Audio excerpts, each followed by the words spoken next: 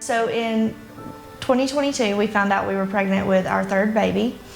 We have a 5-year-old little girl at home, a 2-year-old little girl at home, and we did the blood work at the doctor and found out that it was a boy. So we were ecstatic, over the moon. And we went in at 13 or 14 weeks and had a checkup, and that was the last ultrasound that we had of Jack. We didn't go back again until 17 weeks. And the night before we went in, I had a little bit of pain, and I thought it was like gas pain, and I wasn't really sure. And so he said, he's moving around in there, I can hear him. And he was like, you know what, let's just cheat. Let's go to the ultrasound room and just take a peek at him. You're not supposed to have an ultrasound today, but we'll just cheat and you'll get an ultrasound today. And the ultrasound tech, Marlene, she has done my ultrasounds in the past, and she got him up on the screen. And as a mom, and this being your third baby, you know to look for the flicker, and it wasn't there. And she kept moving it around, and I looked at my husband, and the tears started to flood his eyes, and she just kind of rubbed my shoulder, and she said, I'm so sorry. Like, it felt like the whole world just shattered around us. You're so far into your pregnancy, you're gonna have to go to the hospital and be induced.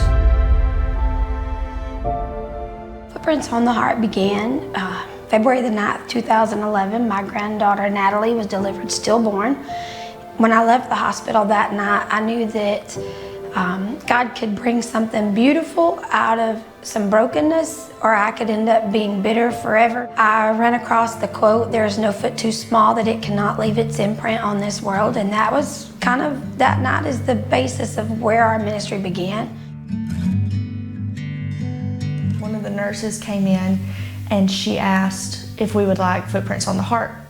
You know, they're a ministry that helps families that have lost babies, and would we like for them to come in? And at that point, I was yes. No, I didn't hesitate. And when I got to the hospital, I feel like everybody's gonna kind of tell you what's gonna happen, but then some people might sugarcoat it a little bit so that you're not nervous.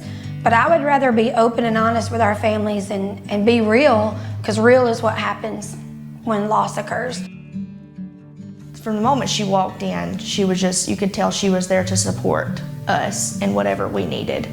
And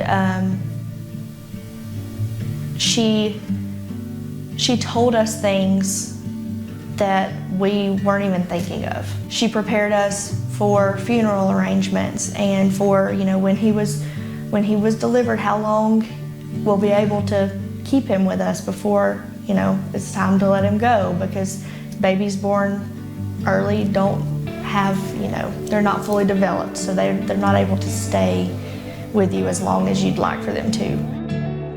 So one of the big things for me is, in this ministry, we're not really cookie cutter. We don't have a set thing we do. We go in and we serve the families and meet them where they are. So for me, I just try to let God lead, not only serving in person, but any projects we do, any outreaches we do. I feel like I listen to whatever He's laying on my heart, and that's what I feel like I'm supposed to do. In Chelsea's case, she didn't suffer a loss after the loss of Jack, but some of our families have suffered multiple losses after their initial loss in which they were introduced to us. So we really try to stay connected.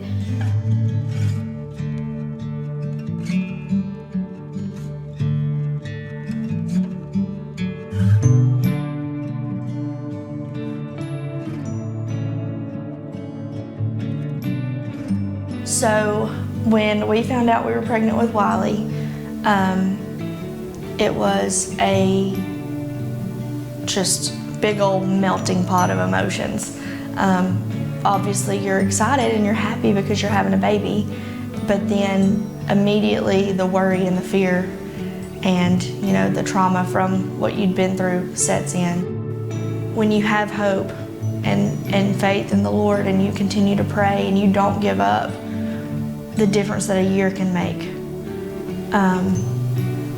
Because I got to a very low place and I didn't think that I was ever gonna want to have another baby. And not only that, but I didn't know if I would ever be able to have another baby or if I would just continue to have losses. My parents and our family They loved us, and they prayed for us, and they hurt with us. Christy loved us and prayed for us and hurt with us, and she also prepared us. And not only that, but she provided us with so many resources as far as events that you can go to, things that you can read up on, places that, groups of moms that have been through the same thing. And she provided us with so many keepsakes when we lost Jack, which I'm so thankful for. But the love and the support that she gave us that day is worth far more to me than any of those materialistic things that she provided.